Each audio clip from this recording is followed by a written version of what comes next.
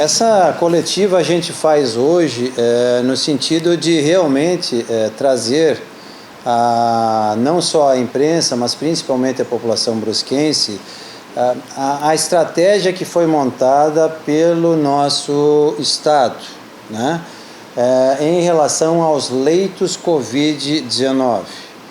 Essa foi uma estratégia montada lá no dia 30, né, no dia 30 de março ainda, março ou abril? 30 de março, né, aonde nós obtivemos o resultado de que o nosso hospital de referência seria o Hospital Oasi. Eu acredito que isso para a imprensa ficou muito claro desde o início, porém, após essa transferência que nós tivemos na data de sábado último, daquela senhora, né, que está no Hospital Oasi, que é da região ali da Santa Terezinha, isso causou uma certa comoção do ponto de vista de que Brusque não teria leitos de UTI para tratamento Covid-19. Então eu vou fazer toda uma sequência do que aconteceu, para que todos tomem ciência e que a população, né, que é o nosso público-alvo, consiga entender o que realmente está acontecendo. Lá no início de março, quando começaram a surgir os casos, houve uma grande discussão dentro da cidade e principalmente entre nós que somos a Secretaria da Saúde juntamente com os hospitais, nós tratamos de providenciar qual seria a nossa capacidade instalada. A nossa capacidade instalada continua sendo o de 40 leitos de UTI, né? 40 a 45 leitos de UTI. Isso não mudou. O que é que mudou então? O que mudou foi que o governo do estado deu uma orientação no sentido de que de como seriam credenciados os leitos e quais leitos é que seriam credenciados. Então, naquele primeiro momento, através do plano de contingência, lá no dia 30, o estado trabalhou com as 8 macro-regiões, né, que temos, né, divididas em 8 macro-regiões, onde cada macro-região teria o seu hospital de referência para tratamento Covid, especificamente Covid-19. A nossa macro-região, que é a Anvi, né, que é o Médio Vale, foi contemplada com o Hospital Oasi. Nos últimos dias fomos informados, claro, que a referência em relação a ser o Oasi foi de que foi o hospital que nos trouxe ou que nos deu a possibilidade de fechar todos os leitos e transformar aquele hospital exclusivamente num hospital para doentes Covid-19. Importante, essa informação chegou há pouco tempo para a nossa Secretaria da Saúde. É claro que nós também não deixaríamos o Hospital Azambuja se tornar a referência da macro-região, uma vez que a gente sabe o quanto o Hospital Oasi tem, o Hospital Azambuja tem em termos de funcionamento para as outras doenças, né? A começar pelos traumatismos, né? As doenças traumáticas oriundas principalmente dos acidentes de trânsito. Fora isso, os AVCs, os infartados e assim por diante, que são os pacientes, a grande população que faz a permanência dos leitos de UTI serem contemplados na sua quase que plenitude. O Hospital Azambuja, ele tem um índice de permanência de 80% a 90% na sua constância, vamos assim chamar, ou na sua mediana, né?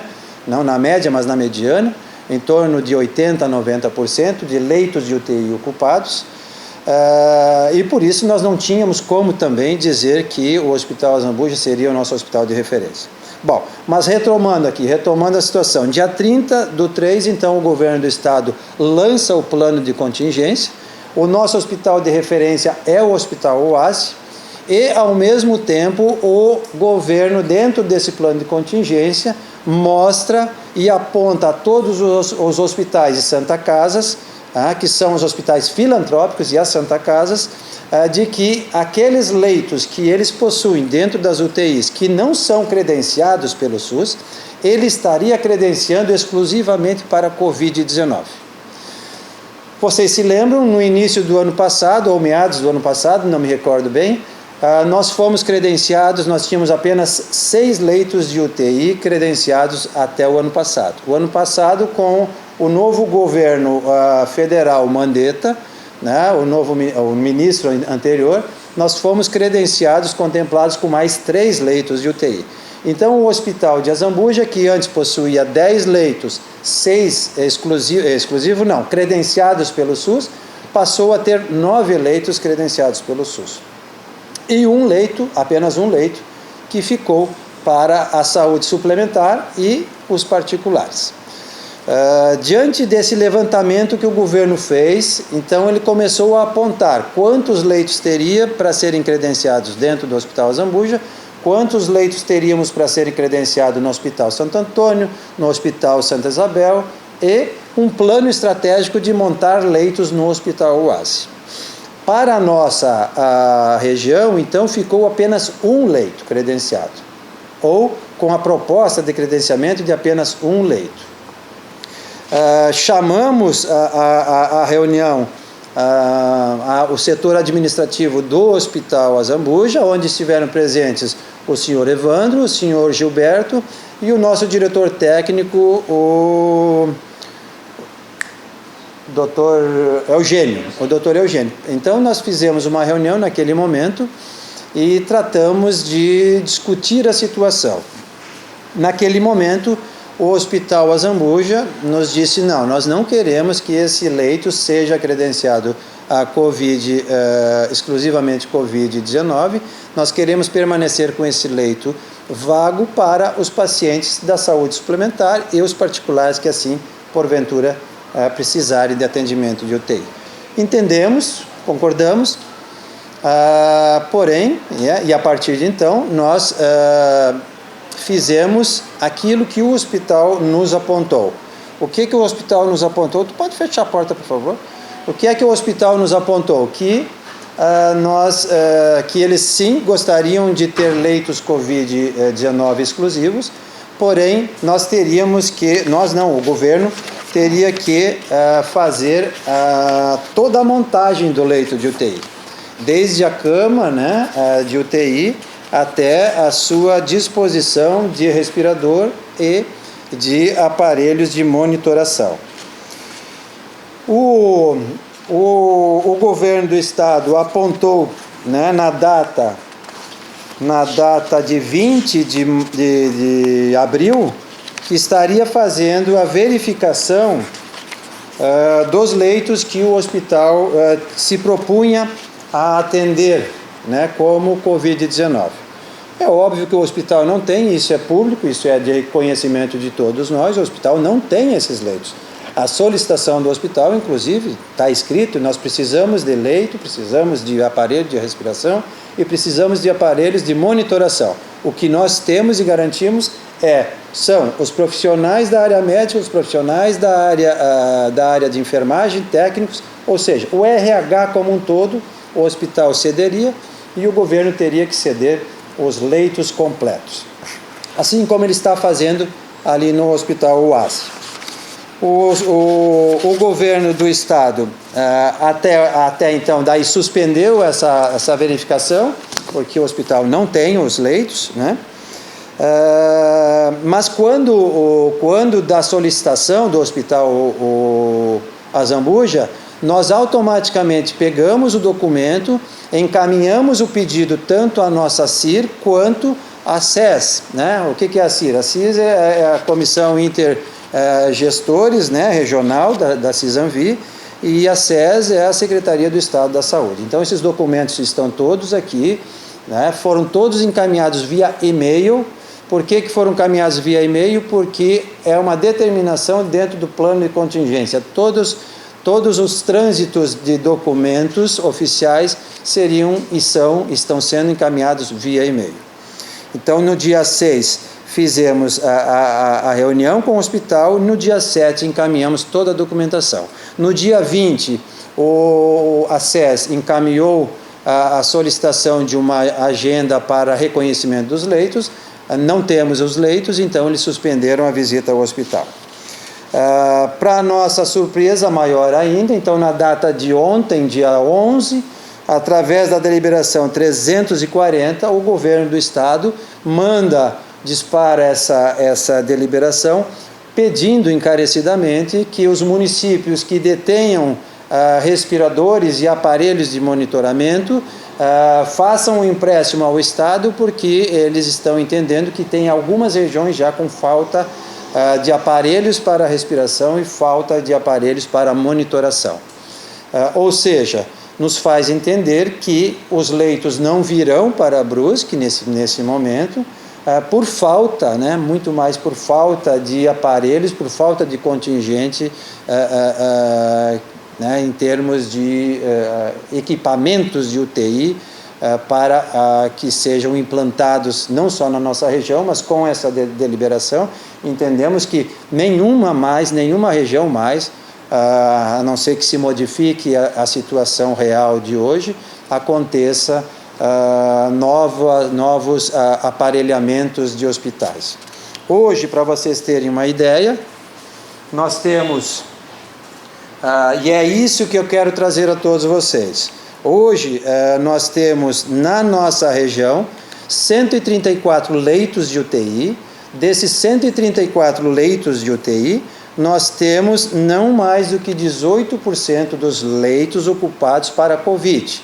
Temos 88% de leitos ocupados, 66% de leitos UTI adulto ocupados para doenças outras e 18% de leitos ocupados Covid-19. Eu estou dando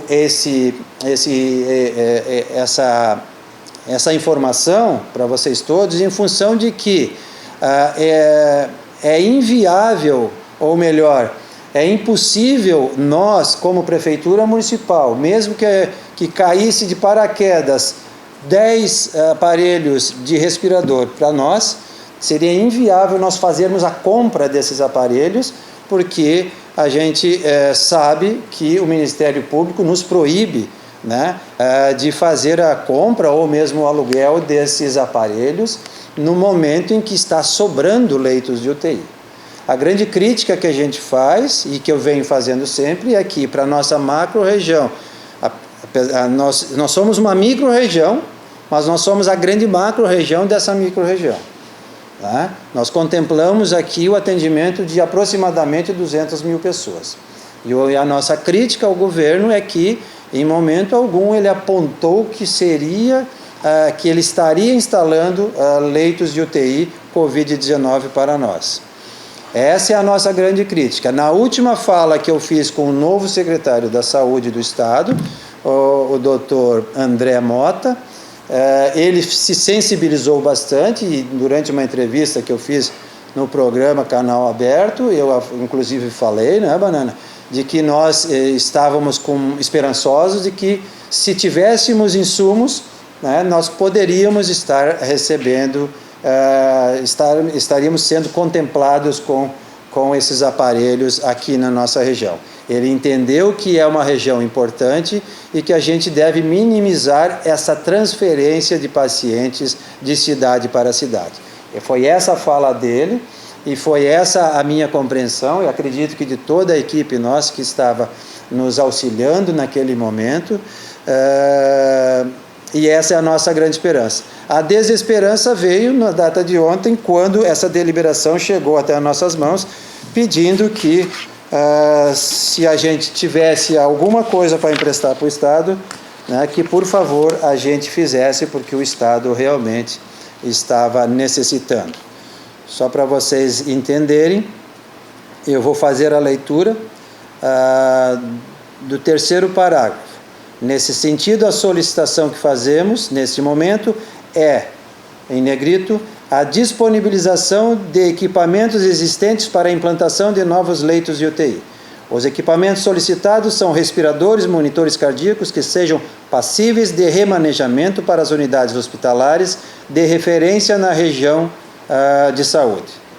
Enfatizamos que, devido à gravidade dos casos apresentados pelos pacientes, faz-se necessário, além de equipamentos, profissionais treinados. Essa estrutura já existe em unidades regionais de referência, sendo a ampliação de leitos nessas unidades a conduta considerada mais adequada nesse momento.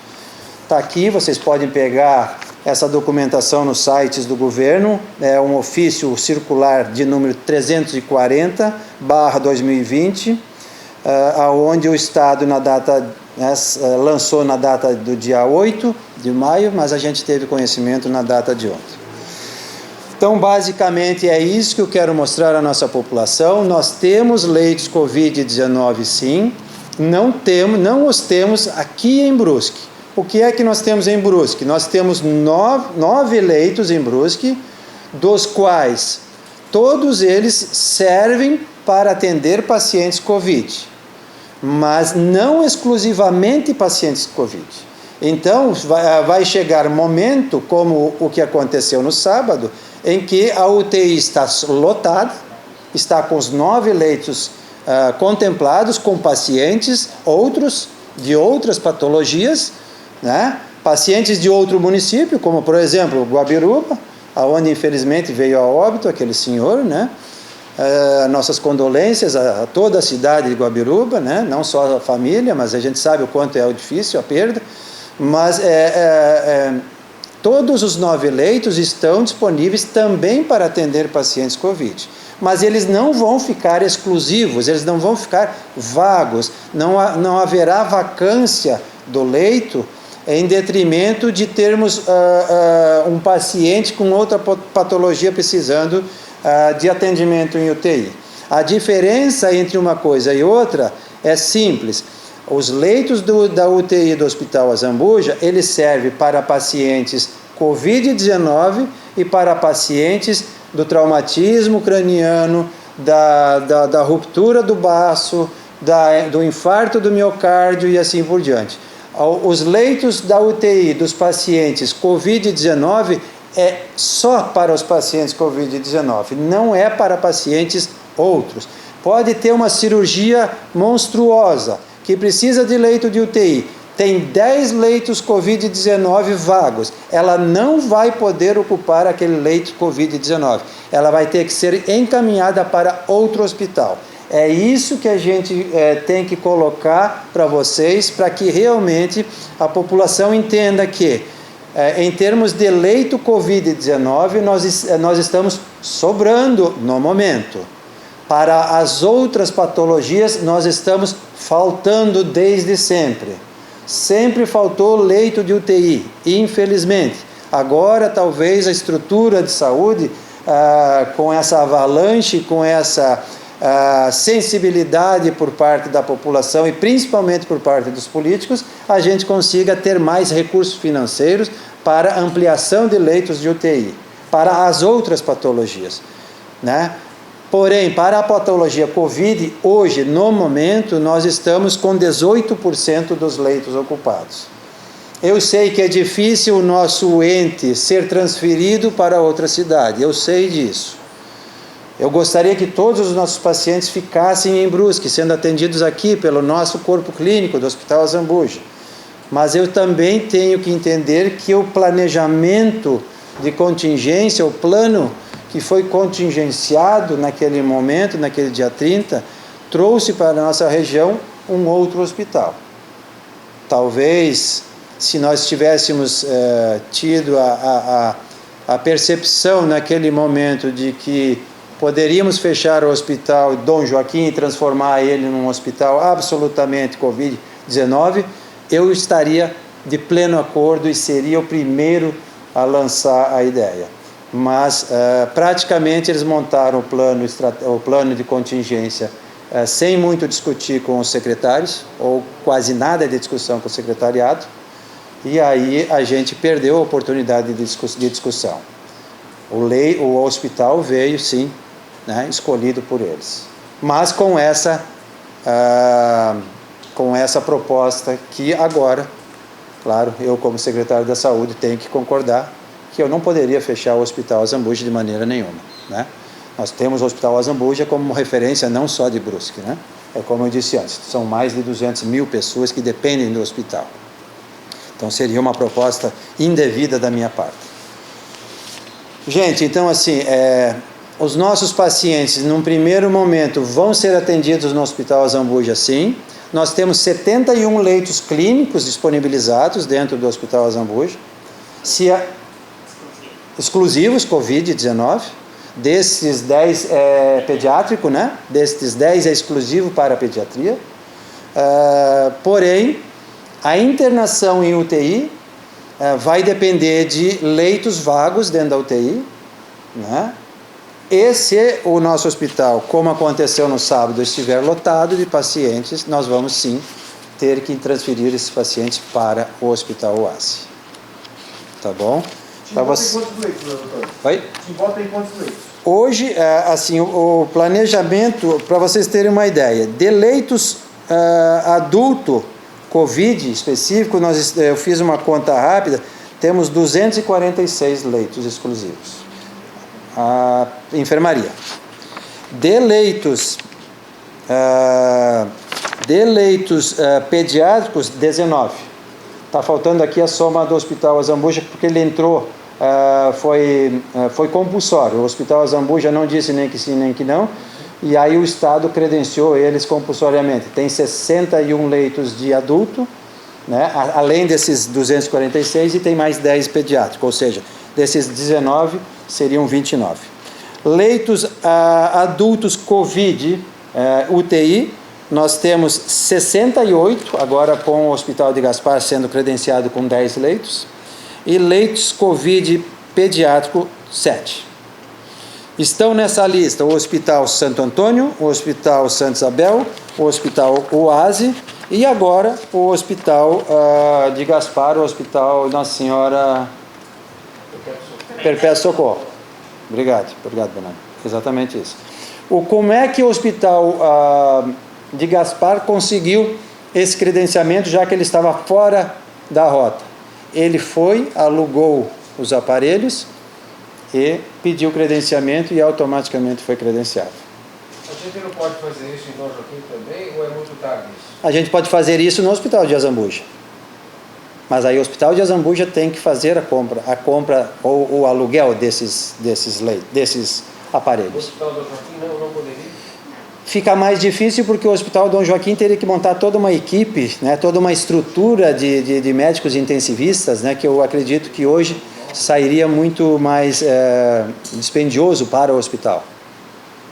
Hoje o Hospital Azambuja, que toca 10 leitos, ele toca 13, 15 leitos, com uma equipe minimamente maior do que ela tem hoje, né? Não precisando ampliar o número de médicos intensivistas, não precisando ampliar assim a estrutura de laboratório, por exemplo, a estrutura de tomografia, que a gente sabe que precisa fazer tomografia. Precisa ter infraestrutura e RH assim solidificado, que hoje o Hospital Azambuja tem. O governo não... Principalmente tomógrafo, sim. O governo não mandou dinheiro para nós, não mandou ajuda e pede emprestado para nós respiradores. Né? Como é que o senhor enxerga isso?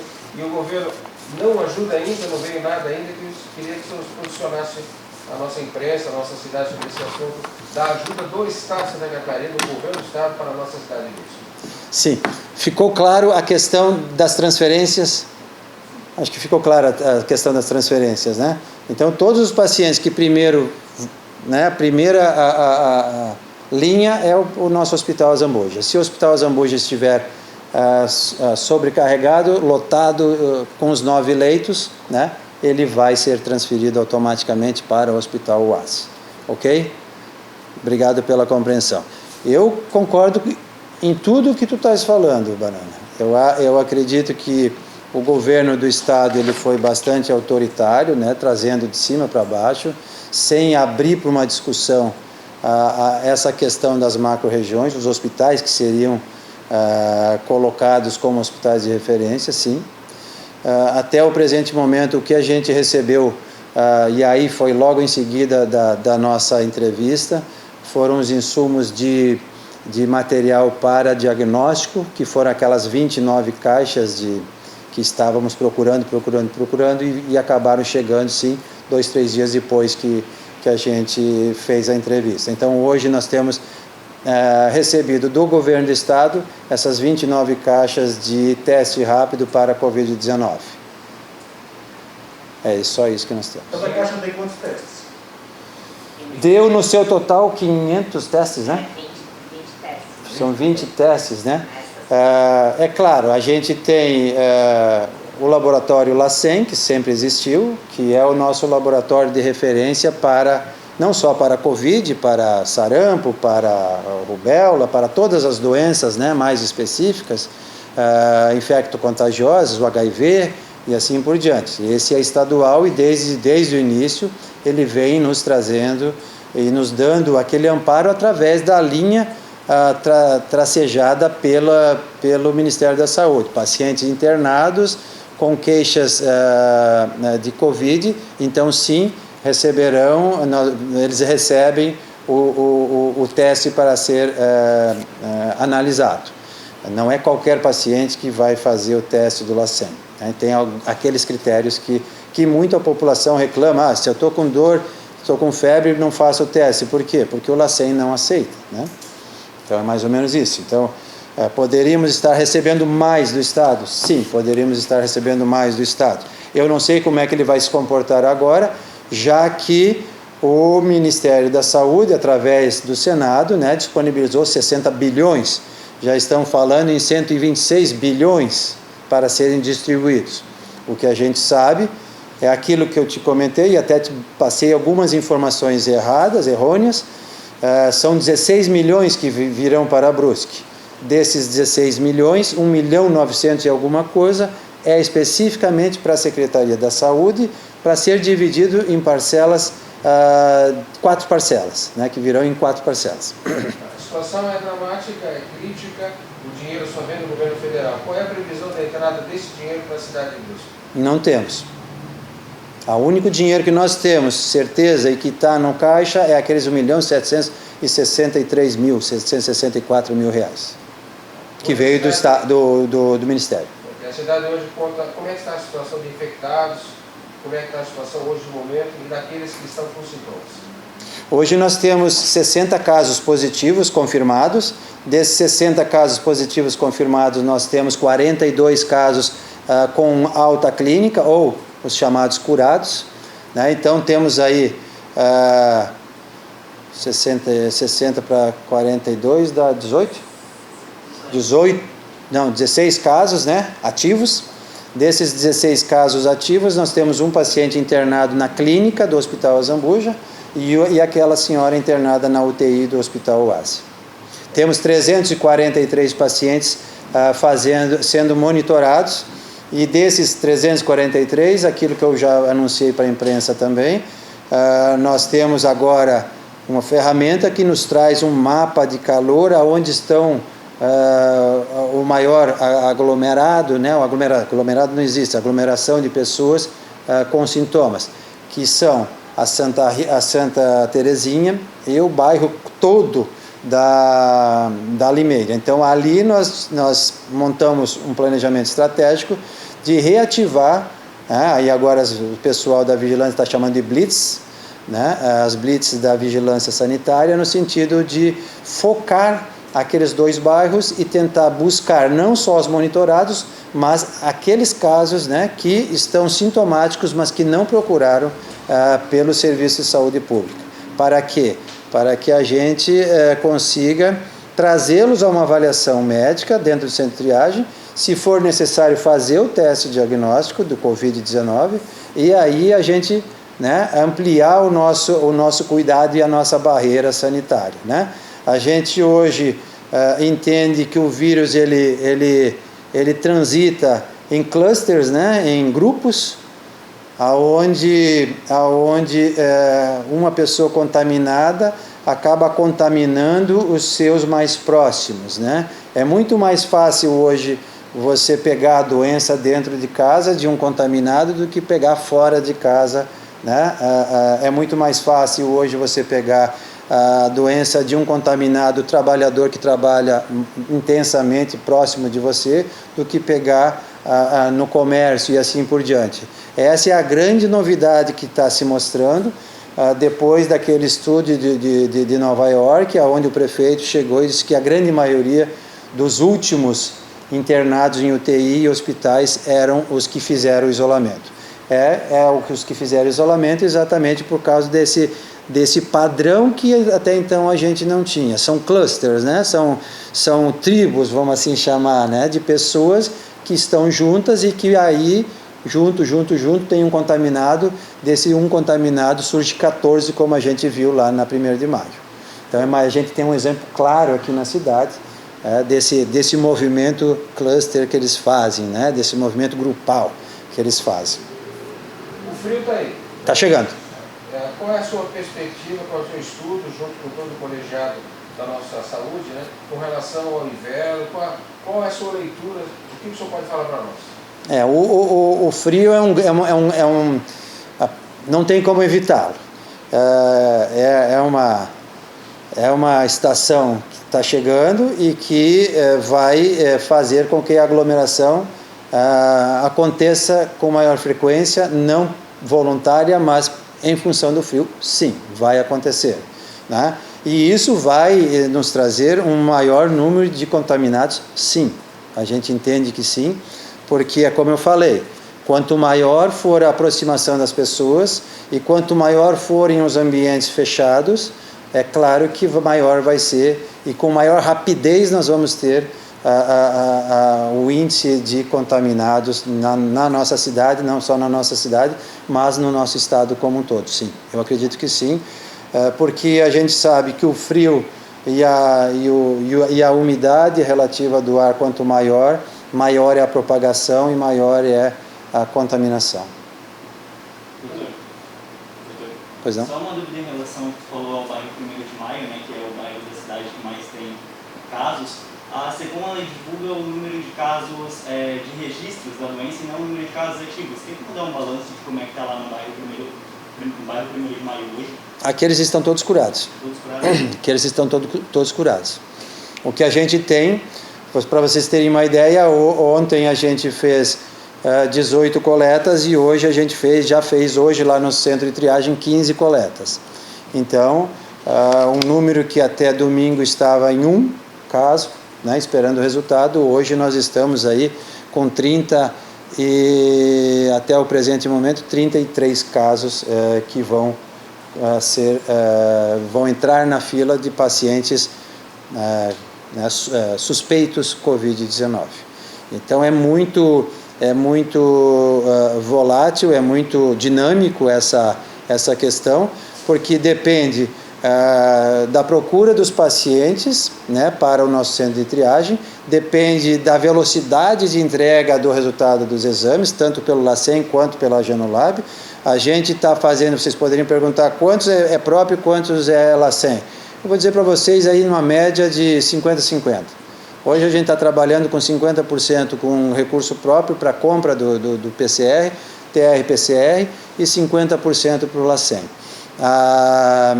Os testes rápidos que chegaram para nós são testes rápidos mais para descarte ou alta dos pacientes do que propriamente para diagnóstico, uma vez que eles testam positivo 94% somente após 10 a 14 dias. Então é um teste que veio, mas é um teste que para nós pouca utilidade tem do ponto de vista de diagnóstico. É paliativo. Ele é muito mais aproveitado para a alta do paciente, né, do que propriamente para o diagnóstico. Por isso que tem um decreto de uso de máscara. Sim. Muita gente está resistindo ao uso de máscara. Infelizmente, pela rua, alguns tentam até entrar no supermercado, em lojas, sem máscara, né? O que o senhor pode falar para nós da importância da máscara por si só, que a gente tenha não só a nossa proteção, mas proteger outras pessoas também? É muito boa essa pergunta, porque assim, a gente tem um decreto, fomos o primeiro município a decretar a obrigatoriedade quanto ao uso de máscaras. Nós já recebemos de um grupo de empresários 60 mil máscaras, com a promessa de que virão mais 100 mil máscaras para a gente poder fazer a distribuição gratuita dessas máscaras.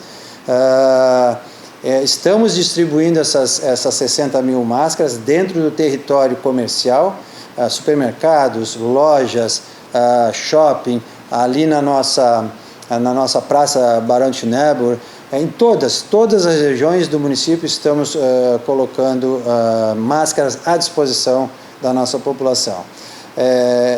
Nós tivemos há uma semana, 10 dias atrás, nós tivemos a pesquisa, agora quinta-feira faremos a segunda pesquisa para ver se isso ampliou o número de pessoas que circulam na cidade com o número de máscaras. O nosso centro ele está de parabéns, mais de 80% das pessoas usando a máscara fora de ambientes comerciais, porém nós temos ali Santa Terezinha e o bairro do Dom Joaquim, que nós obtivemos não mais do que 56% de pessoas utilizando a máscara. Isso é algo bastante crítico, é ruim para nós todos, mas é muito ruim para eles. Veja, um dos bairros que está mais com sintomas respiratórios é a Santa Terezinha. E não é por acaso, eles não estão usando máscara, então quer dizer, o que está acontecendo? A máscara é para que você não transmita para os seus próximos, né? A gente fala de convivência responsável, a gente fala de solidariedade, é isso que a gente tem que pensar num movimento de pandemia como esse. A gente tem que pensar que a gente não pode estar transmitindo para o próximo. O que a máscara faz? Como diz aquele programinha ali dos peixeiros ali de Florianópolis, se eu tiver sem calça, você sem calça, se você mijar na minha calça, vai molhar a minha perna. Agora, se você tiver de calça e fazer xixi, você vai fazer xixi na sua calça e não vai me molhar. Essa é a função da máscara. A máscara, se você espirrar, se você fizer uma coriza, se você tossir, ela não vai dispersar para o ambiente. Então, eu, com o uso da minha máscara, eu vou estar protegendo o outro. E se o outro estiver usando a máscara, vai estar protegendo a mim. Por isso que é importante que cada um de nós cobre o uso da máscara do outro. Porque se ele não estiver usando a máscara, ele não vai estar se autolesando, ele vai estar lesando a nós que estamos usando. Então a gente tem que fazer esse trabalho também de responsabilidade e dizer, vai usar máscara, você precisa usar máscara, porque senão daqui a pouco eu vou pegar uma gripe por tua causa. Então isso é importante que a gente faça também e que a gente divulgue. O distanciamento está diretamente relacionado com a chegada do frio. Por quê? Porque no frio a gente se aproxima, a gente quer se aquecer, a gente quer ter o ambiente fechado, né? E a gente quer que todo mundo fique dentro de casa. A gente não pode mandar 2, 3 para a rua, para a área, 2, 3 lá para o pátio e um só ficar dentro de casa. E é exatamente essa grande preocupação com a chegada do frio. Essa falta do distanciamento. Para vocês terem uma ideia do problema sério que a gente vive, nós tivemos que dispensar agentes da saúde e da vigilância sanitária para orientar o distanciamento nas filas dos bancos. Isso, para a nossa população, que é uma população consciente, responsável, ordeira, isso é inadmissível. Ter que colocar pagar pessoas para dizer, olha, não fique próximo do outro. Isso, para mim, é algo extremamente incompreensível, porque é dinheiro público que está sendo colocado para eu dizer para você que você não pode ficar 1,5 metro, né, perto da outra pessoa, porque você pode se contaminar ou porque você pode estar contaminando o outro. Né? E daqui a pouco vão reclamar porque não tem leito de UTI no Hospital de Azambuja. É isso que a gente fica, né? São as duas lados da balança, que quer ganhar os R$600, né? Mas não está nem um pouco preocupado com quanto que está sendo gasto na saúde em função de ele estar ali se acumulando, se amontoando com os outros por simplesmente não, né, ter uma atitude responsável. Eu acho que isso é importante para nós todos. Secretário, uma pergunta que sempre, me perdoe a ignorância, está exagerando, mas as pessoas sempre se perguntam, nessa discussão toda o Hospital Imigrantes, como é que entra? O que poderia ser feito em relação ao hospital, se o hospital poderia também entrar nesse processo de apoio? Conforme eu conversei com o secretário do Estado, de novo, o André, doutor André, ele dentro do contingenciamento, eles colocaram os hospitais particulares como a grande última opção. Entendeu?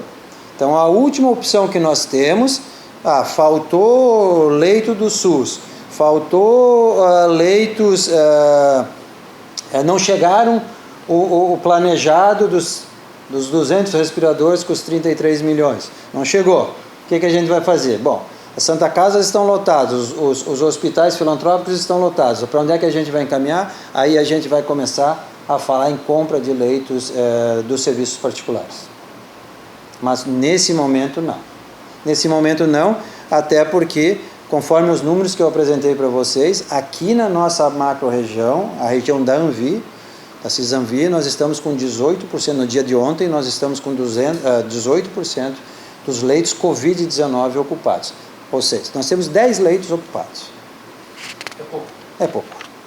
Nesse momento é pouco. Nós temos 10 leitos ocupados nas UTIs e temos 10 leitos, dos 246, nós temos 10 leitos de internação clínica. Uma das coisas que eu sempre falo, e agora no questionamento, que o pessoal fala do pessoal que está com contágio, mas não fala exatamente aquilo que o pessoal está internado. Né? Na verdade, se nós temos 500 contaminados, temos 2, 3 internados. Isso. Então não fala essa relação. É aquilo que eu sempre digo, né? E talvez pelas entrevistas terem acontecido mais com o Banana, ele captou bem, né? A minha preocupação sempre não é com o número de contaminados. A minha preocupação sempre vai ser quantos pacientes eu tenho internado no hospital. Hoje eu tenho que me preocupar com quantos pacientes aqui no hospital. Um está na UTI. A minha preocupação com aquela paciente da UTI é que ela se recupere o mais rapidamente possível, né? A nossa solidariedade enquanto Secretaria da Saúde para com a família e para que ela consiga se recuperar. Porque aquele é o último estágio. A minha preocupação, então, como gestor, está onde? Nesse paciente que está aqui no Hospital Azambuja, na ala clínica. Se ele vai partir para uma melhora ou se ele vai evoluir para uma piora.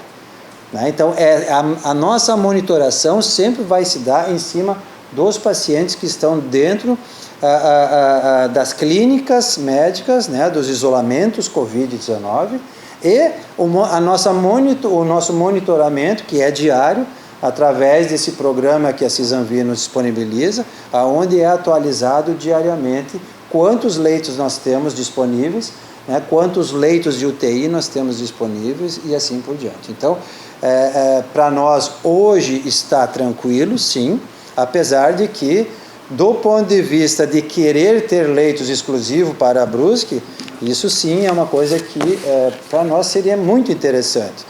Eu sempre coloco nas minhas entrevistas que nós poderíamos, com essa pandemia, ter transformado o Hospital Dom Joaquim num hospital de referência para vocacionar o hospital, né? Vocacionar, por exemplo, como um hospital maternidade, com UTI pediátrica, com leitos disponibilizados para gestantes de risco grave, de grave risco e assim por diante, dando um respiro para o Hospital Azambuja, para que o Hospital Azambuja finalmente se torne um hospital de alta complexidade, né? Tudo isso a gente poderia estar discutindo nessa hora, né? Porque dinheiro está vindo, está chegando dinheiro do Ministério, do Estado não.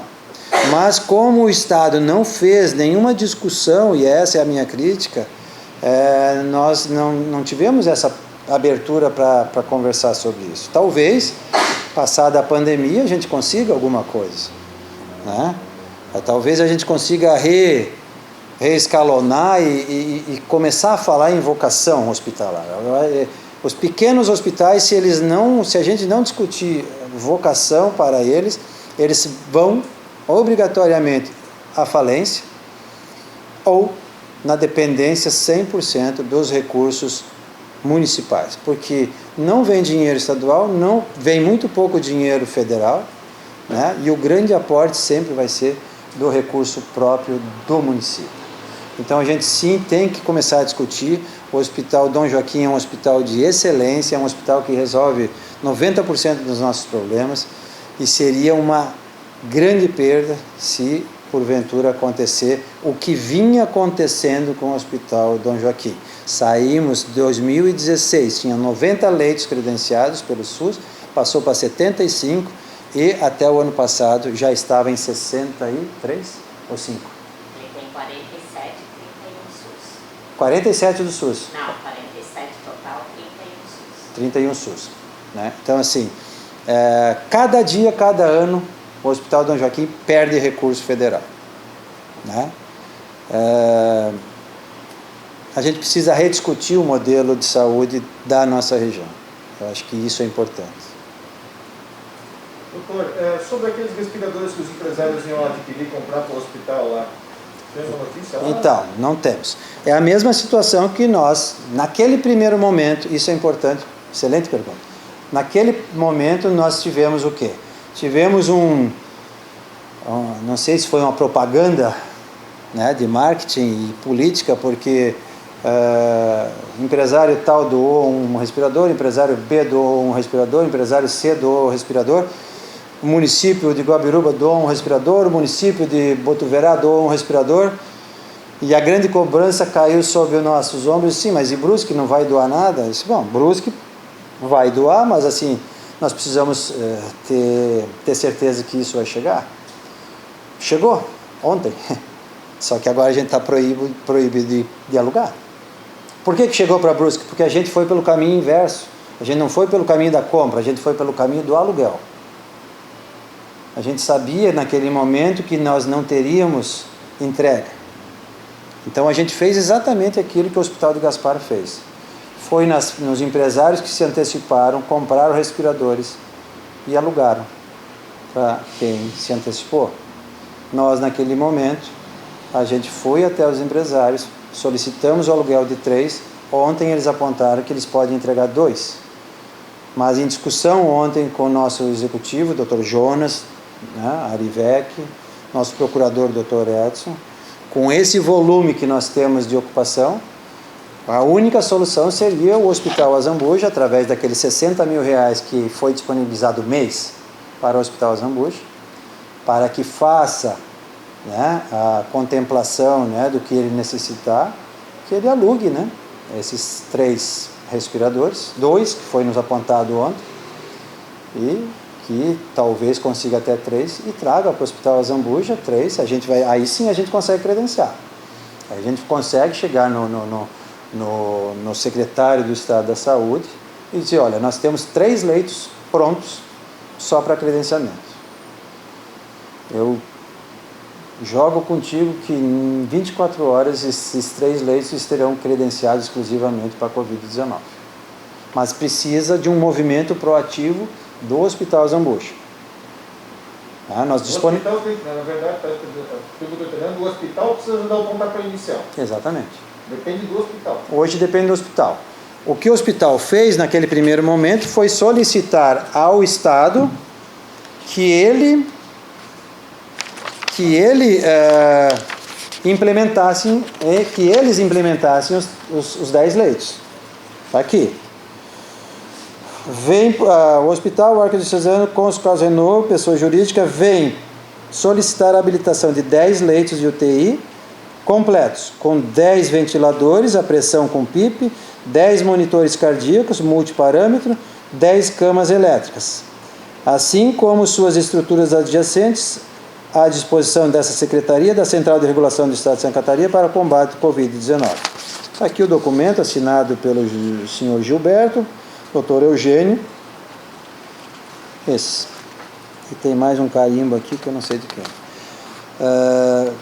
Então, hoje, o Hospital Azambuja deveria caminhar e pegar, né, fazer um benchmarking com o Hospital de Gaspar e ver como é que eles procederam. Eu acredito que eles estão pegando as emendas complementares, parlamentares, que estão vindo para os hospitais. Os hospitais agora vão receber 2 bilhões, que vai ser repatriado entre os hospitais filantrópicos, para combate, para a implementação de atividades Covid-19. Além disso, estão chegando emendas parlamentares para todos os hospitais, que também é para a implementação Covid-19.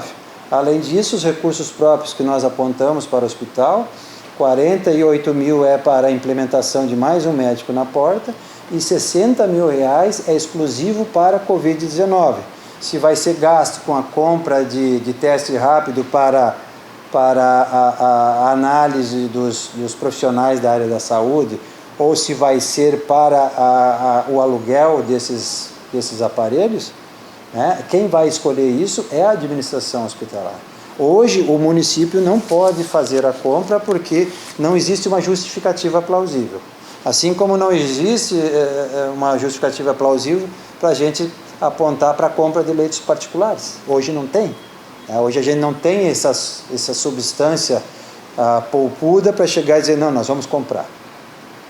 Nós não podemos. Naquele momento, como não existia o plano de contingência, a gente saiu na frente e foi. Porque nós não sabíamos como seria. Se éramos nós que íamos ter que fazer e aí o Estado iria a credenciar, como é que seria? A gente não sabia. Ninguém sabia nada. E aí, só que agora a realidade é outra.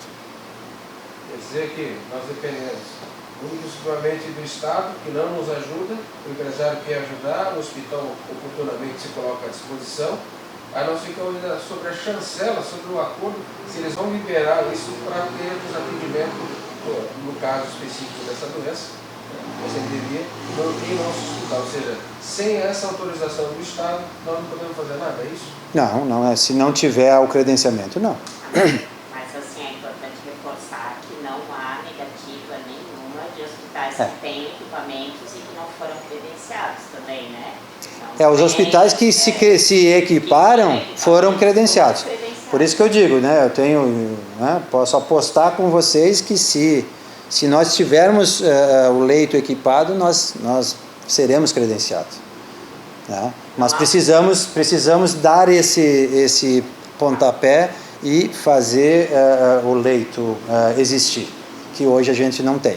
Então, é exatamente isso, é pedir a atenção de toda a população, no sentido de que realmente nós vamos implementar ações no bairro da Limeira e também no bairro da Santa Terezinha, aonde estaremos fazendo um upgrade dentro dos próprios carros, dentro das pessoas que vão procurar os comércios, fazendo a aferição da temperatura, fazendo a orientação no sentido de não ultrapassar o distanciamento entre uma pessoa e outra, fazendo a orientação de que o uso de máscara é obrigatório.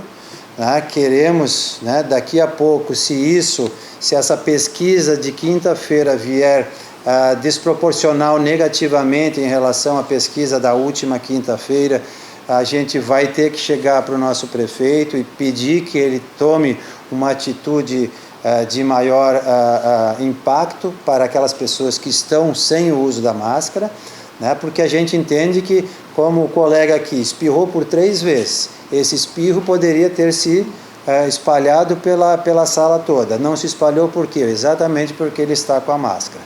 O espirro dele ficou com ele. Então é importante que a população entenda as estratégias que nós estamos montando. Por que são esses 2 bairros escolhidos? Porque eles estão com o maior número de casos de pessoas doentes pulmonares e que se o monitoramento está mostrando isso, provavelmente a população como um todo está mais contaminada do que o resto da população. Por isso nós vamos fazer a busca ativa, seja dos pacientes COVID que moram junto com os seus contaminados, seja dos pacientes que estejam com sintomas respiratórios positivos, para que eles realmente fiquem em casa e contemplem o isolamento.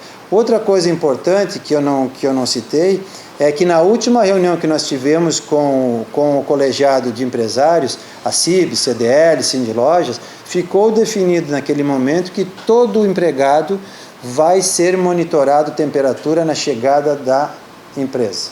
Chegou no emprego, monitora a temperatura. Se tiver com temperatura alterada, vai ser obrigatoriamente transferido para o centro de triagem. Empresário algum vai receber os seus funcionários com alteração de temperatura.